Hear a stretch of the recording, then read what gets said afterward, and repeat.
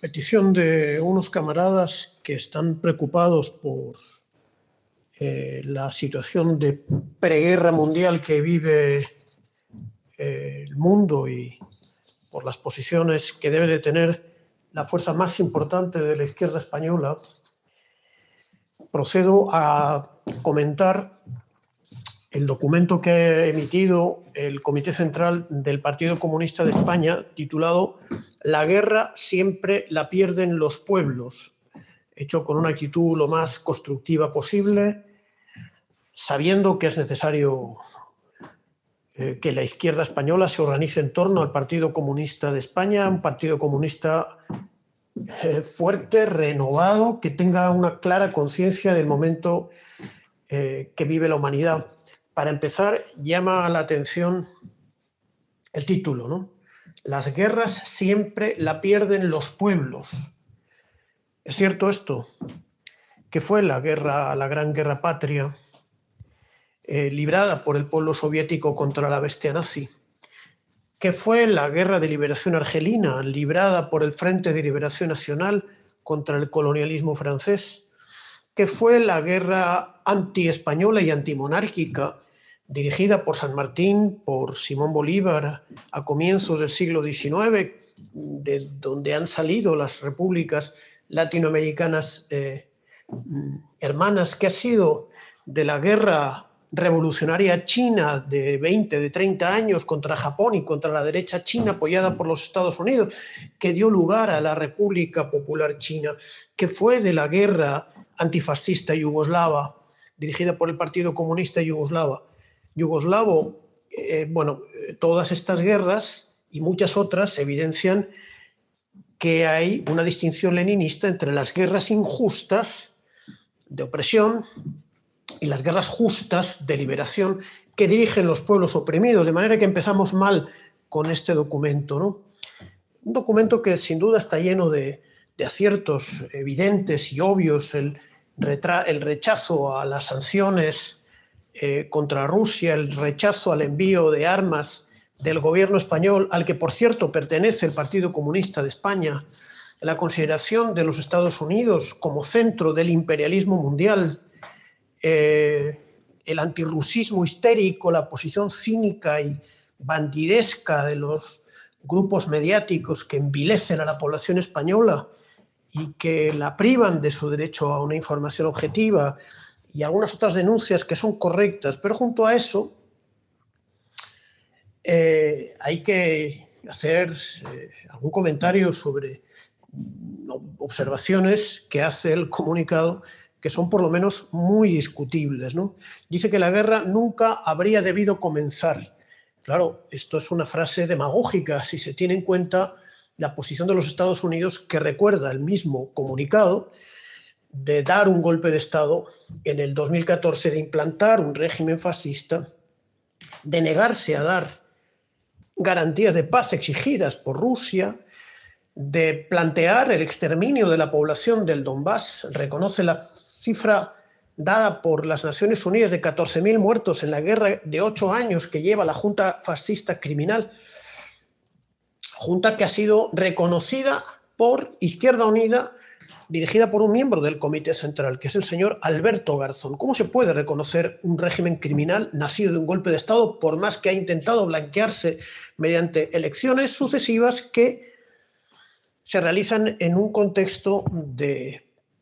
preeminencia fascista, de prohibición de los partidos de izquierda, de persecución sistemática que se ha agravado mucho con la fascistización ya completa de este régimen, del que ya no se recuerdan sus rasgos de democracia burguesa, ¿no? Han prohibido los pocos partidos opositores que todavía quedaban, han establecido una ley que condena a 30 años de cárcel cualquier acusación de rusismo, de cercanía con Rusia. Están dedicándose a violar los derechos humanos, a maltratar a la población, a los opositores. Bueno, es un horror. El documento dice que España se ha visto vinculada de forma indeseable, pero aunque se reconoce, yo creo que hay que afirmar, ¿no?, que es una consecuencia directa de la pertenencia a esta alianza bandidesca, que es la OTAN, cuya pertenencia a España estaría ratificada por un referéndum cuyo documento, al que se le preguntó la opinión a los pueblos españoles, fue irrespetado por el gobierno, de manera que habría que plantear la salida de la OTAN, ¿no? Es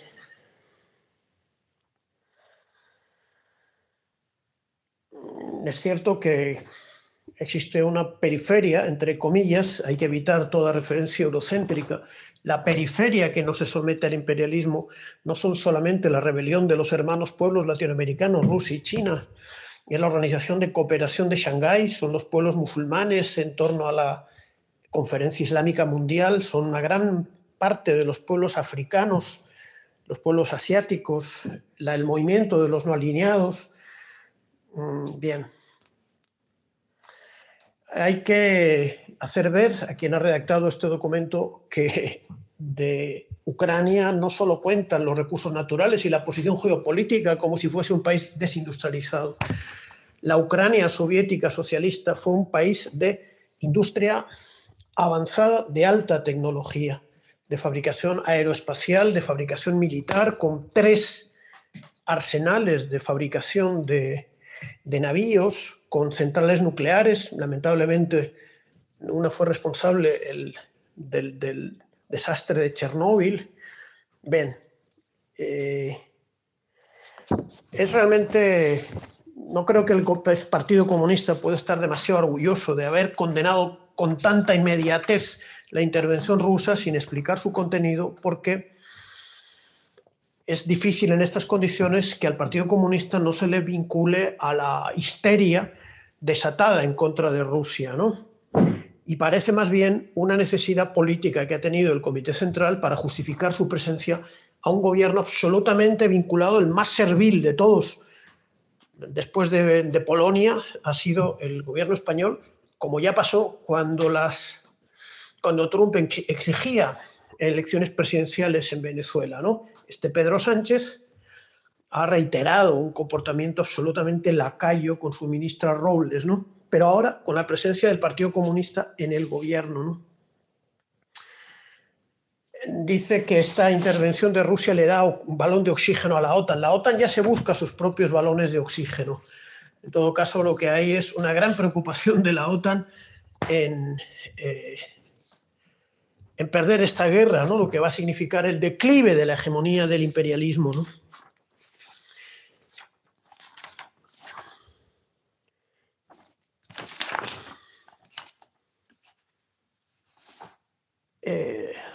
Es difícil que al PC no se le incluya en este antirrusismo. Es difícil también que el Partido Comunista solamente pida que el gobierno al que pertenece no envíe armas. Una presencia y una decisión más importante hubiese salvado, yo creo, la necesidad del Partido Comunista de distanciarse de la posición del gobierno, ¿no? El Partido Comunista no dice nada de la exigencia de garantías de paz planteada por Rusia, y el Partido Comunista llama a movilizaciones, pero esas movilizaciones el Partido Comunista o un Partido Comunista que tenga tal nombre debe de organizarlas. El documento termina renovando su internacionalismo y no hay una sola mención a la posición de los principales partidos comunistas de Rusia, Partido Comunista de la Federación Rusa, de Ucrania, que está ilegalizado, el Partido Comunista de las 2 repúblicas y el Partido Comunista de la República Moldovana de Transnistria, ¿no? Y sería muy importante hacer saber su posición. Con esto doy a conocer mi valoración sobre este documento. Para el Comité Central del Partido Comunista de España, que parece ignorar la posición de los comunistas soviéticos más cercanos al epicentro del conflicto, decir que el Partido Comunista de la Federación Rusa, que es la organización comunista más importante de la Federación Rusa, la principal fuerza de oposición, cercana al 20%, con una influencia creciente en varias regiones y en el conjunto del país, es decir, que llevaba tiempo exigiendo al gobierno del presidente Vladimir Putin una acción firme de defensa de las repúblicas populares de Donetsk y de Lugansk. Particularmente decir que en Donetsk tiene mucha influencia el Partido Comunista de Donetsk y es la zona liberada del este de Ucrania donde se han refugiado los comunistas y los antifascistas perseguidos con saña por las bandas criminales neonazis instaladas por la CIA en el poder en el 2014, que por supuesto no solamente ilegalizaron al Partido Comunista de Ucrania, al partido de izquierdas Borodva, a dos pequeños partidos comunistas, sino que además los quemaron a sus militantes vivos en la casa de los sindicatos de Odessa, destruyeron las sedes y las oficinas del Partido Comunista de Ucrania, los ilegalizaron, los persiguieron, derrocaron, por ejemplo, al alcalde de Gerson, ciudad hoy liberada por la Federación Rusa, que ha vuelto a la legalidad tras ser liberada la ciudad por las fuerzas militares rusas. Como digo, se creó el Partido Comunista de Donetsk en ruptura con el Partido Comunista, en ruptura orgánica, pero no política ni ideológica, ¿no? Y menos fraternal, y el Partido Comunista de Donetsk ha tenido mucha influencia y tiene mucha influencia en la República. Decir, por supuesto, que los comunistas del Donbass apoyan a sus pueblos y a sus milicias en su guerra de liberación antifascista de 8 años, que ha costado 14.000 muertos, por la ofensiva de los bandidos del gobierno de Kiev, del gobierno que reconoce Izquierda Unida institucionalmente con respeto. También decir que el Partido Comunista de Ucrania, prohibido por el régimen criminal, desarrolla lo que se ha venido a llamar, yo no lo llamo así, pero bueno, para entendernos, un nacionalismo soviético, es decir, un elogio permanente y un recuerdo permanente a la población de la época de prosperidad, de desarrollo, de democracia popular, de respeto a los derechos culturales de los pueblos, de pleno empleo, de desarrollo cultural, de desarrollo del espíritu soviético, fraternal, antifascista, que se vivió en la época de la Unión Soviética,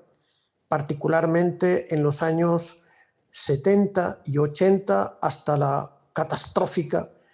perestroika criminal. El Partido Comunista de Ucrania, dirigido por el camarada Piotr Simonenko, representa un amplio sector de la sociedad ucraniana, ganó numerosas elecciones hasta ser prohibido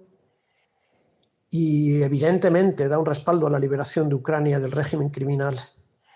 Por último, mencionar al Partido Comunista de la República Moldovana de Pridnestrovie, nacido de la insurrección obrera y campesina soviética, de las bases del Partido Comunista, de la base sindical obrera de los soviets de obreros el año 1991 y 92 en contra del nacionalismo fascista moldavo, dirigido en parte por algún traidor gorbachoviano, como el presidente Mircea Znegu, y gracias a su sangre vertida